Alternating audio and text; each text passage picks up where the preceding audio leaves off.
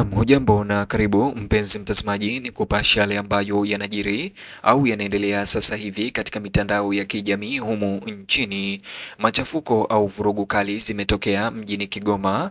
Vijana wenye hasira wapasua tawi la ACT Wazalendo kwa kutumia mawe. Bonyeza alama ya like kisha bonyeza neno subscribe na alama ya kengele kabla ni kutaarifu ripoti hizi kwa kina na kwa undani zaidi. Katika mji wa Kigoma kumezuka tukio kubwa la machafuko ya kisiasa jana asubuhi likiwahusisha waliokuwa wafuasi wa chama cha upinzani cha ACT Wazalendo. Kundi la watu wasioridhika waliokuwa wakishirikiana na chama hicho walianzisha makabiliano makali kwa kuharibu msingi wa ofisi moja ya tawi la ACT Wazalendo mjini humo. Machafuko yaliyotokea Kigoma leo yameibua wasiwasi kutokana na kuongezeka kwa mivutano ndani ya chama hicho na utulivu wa ushiriki wa kisiasa mkoani humo. Kwa mujibu wa mashuhuda wa tukio hilo, kundi hilo liliibuka ghafla na kuanza kurusha mawe na kutumia nyundo kubomoa sehemu za ofisi ya tawi, jambo lililozua hofu kwa wanachama wengine wa chama hicho na wakazi wa karibu. Vurugu hizo zimechangiwa na hali ya kuchanganyikiwa miongoni mwa kundi hilo linalodai kutelekezwa na kutendewa vibaya na waliokuwa viongozi wao wa kisiasa. Wakati wa machafuko huko Kigoma, mwandishi wa habari kutoka kituo cha habari cha ndani alifanikiwa kuzungumza na baadhi ya watu muhimu waliohusika na uharibifu huo.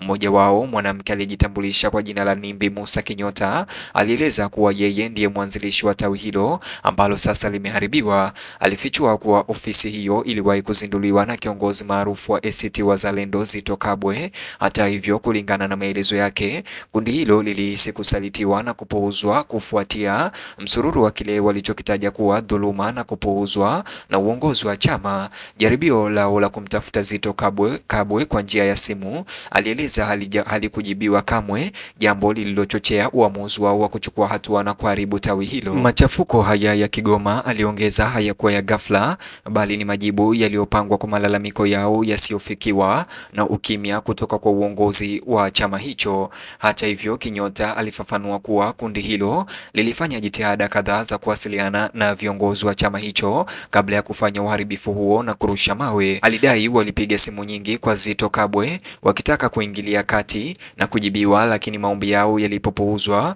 walichagua kuacha njia zote rasmi. Kwa maneno yake mwenyewe, waliamua kuagiza wanachama wenzao na vijana wenye hasira wa zamani kuharibu ofisi kwa kutumia mawe na nyundo. Kwa hiyo machafuko ya Kigoma yalionekana kwa wahusika kuwa si uharibifu usio na maana bali ni aina ya maandamano na kilio cha haki. Masimulizi yao yanasisitiza hisia inayoongezeka ya kutengwa na usaliti ambayo baadhi ya wafuasi wa mashinani wanahisi kuelekea muundo wa chama kikuu.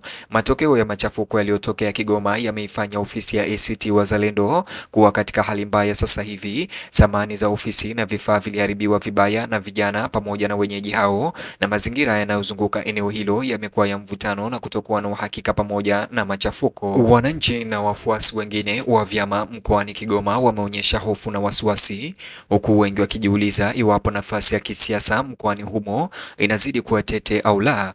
Tukio hilo pia limezidisha wasiwasi ndani ya jumuiya ya ACT Wazalendo, kwani linafichua mifarakano ya ndani na kutoridhika ambayo inaweza kuwa tishio kwa umoja wa chama endapo itashughulikiwa haraka. Hadi sasa uongozi wa taifa wa ACT Wazalendo haujatoa tamko lolote rasmi kujibu machafuko yaliyotokea Kigoma. Ukimya huo umeongeza tu hali ya kufadhaika miongoni mwa watu waliohusika na kuzua mjadala mkubwa kwenye mitandao ya kijamii. Wengi wanatoa wito wa uwajibikaji na hatua za haraka kutoka kwa viongozi wa chama, sio tu kukarabati madhara ya kimwili bali pia kushughulikia majeraha ya kihisia na kisiasa ambayo yamesababisha machafuko hayo. Wafuatiliaji wa mambo wanabainisha kuwa hali hii isipodhibitiwa haraka kwa uangalifu inaweza kuharibu sifa ya chama na kupunguza ushawishi wake mkoani Kigoma, mkoa ambao ACT Wazalendo imekuwa ikiungwa mkono kwa kiasi kikubwa na watu wengi. Machafuko ya Kigoma yanaonyesha mgogoro mkubwa ndani ya chama, mgogoro kati ya uongozi na msingi unaohisi kupuuzwa na kusikilizwa. Wachambuzi wa masuala ya kisiasa mitandaoni wanapendekeza kwamba chama hicho lazima kichukue hatua haraka ili kuanzisha mazungumzo na wanachama wasioridhika ili kuzuia kuzorota zaidi kwa imani au kusababisha machafuko. Bila jitihada hizo, machafuko ya Kigoma leo yanaweza kuibua vitendo sawa vya upinzani katika mikoa mingine na hatimaye kutishia mshikamano wa chama na uhai wa muda mrefu.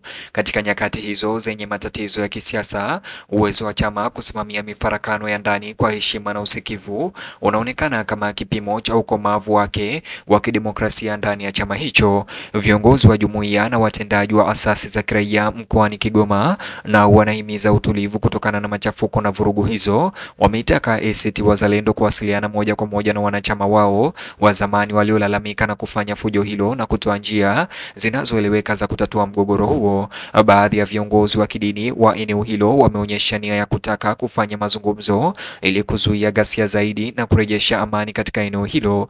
Machafuko ya Kigoma yamekuwa kitovu cha mjadala wa kitaifa leo kuhusu hitaji la vyama vya kisiasa kudumisha uhusiano thabiti na wafuasi wao wa mashinani na kuhakikisha kuwa mifumo ya kushughulikia malalamiko ya ndani inapatikana na ina ufanisi. Wakati huo huo, wakazi wa Kigoma wamebaki kwenye makali wakisubiri kuona jinsi ACT Wazalendo watakavyokabiliana na mgogoro na machafuko hayo. Uharibifu wa ofisi ya ndani ya chama hujaathiri tu hali ya kisiasa, lakini pia umezua maswali kuhusu utawala wa sheria na njia zinazofaa za kueleza kutoridhika kisiasa. Machafuko ya Kigoma pia yamezua gumzo kuhusu uwajibikaji wa uongozi ndani ya vyama vya upinzani nchini Tanzania.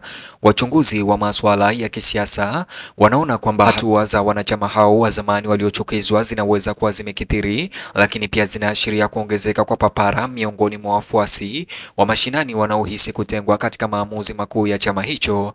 Katika mikoa kama Kigoma ambako uaminifu wa kisiasa umekuwa mkubwa kihistoria, nyakati za kukata tamaa kama hii zinaweza kubadilisha sana tabia ya wapiga kura na kuondoa imani katika uongozi. Hata hivyo, tukio hilo linaibua maswali mazito kuhusu iwapo uongozi wa ACT Wazalendo unajihusisha vya kutosha na msingi wake, hasa katika maeneo yenye umuhimu wa kisiasa nje ya maeneo makuu ya mijini. Wakati hali hiyo ikiendelea, vyombo vya usalama mkoani Kigoma vimeripotiwa kuongeza ufuatiliaji katika ofisi za kisiasa ili kuzuia kutokea kwa vurugu zaidi. Usalama wa jamii bado unatia wasiwasi, hasa ikizingatiwa kwamba machafuko ya Kigoma yalikuwa ya ghafla na yalihusisha unyanyasaji wa kimwili katika eneo la umma. Hakuna majeraha yaliyoripotiwa, lakini athari za kisaikolojia kwa wakazi wa eneo hilo na wamiliki wa biashara wa karibu ni dhahiri. Kuharibiwa kwa ofisi hiyo kumewaacha wengi wakijiuliza iwapo matamshi sawa na hayo ya kukatisha tamaa yanaweza kuzuka katika maeneo mengine ambapo wanachama wa chama hicho wanahisi kupuuzwa au kutosikilizwa. Haja ya hatua za haraka za kupunguza migogoro sasa inaonekana kuwa ya dharura. Mwisho, watetezi wa elimu ya uraia wanatumia machafuko ya Kigoma kama mfano wa kile kinachotokea pale malalamiko ya kisiasa yanapokosekana. Wanasema kuwa vyama vyote vya siasa, bila kujali ukubwa au itikadi, ni lazima viweke vipaumbele vya demokrasia ya ndani na kukuza mawasiliano ya wazi kati ya viongozi na wanachama wake. Programu za elimu zinazolenga utatuzi wa migogoro isiyo na vurugu, utawala wa chama na ushiriki wa raia zinapendekezwa kuwa suluhu za muda mrefu. Ikiwa hayatadhibitiwa, matukio kama yale ya Kigoma yanaweza kuhalalisha vurugu za kisiasa kama chombo cha kujieleza na kudhoofisha maadili ya kidemokrasia ambayo vyama kama ACT Wazalendo vinadai kuwakilisha. Mtazamaji, ni juze maoni yako upande wa comment section. Vile kumbuka kulike video hii kisha usubscribe, alafu bonyeza box hicho kwenye screen yako, kitakuelekeza katika video ama taarifa zetu zaidi.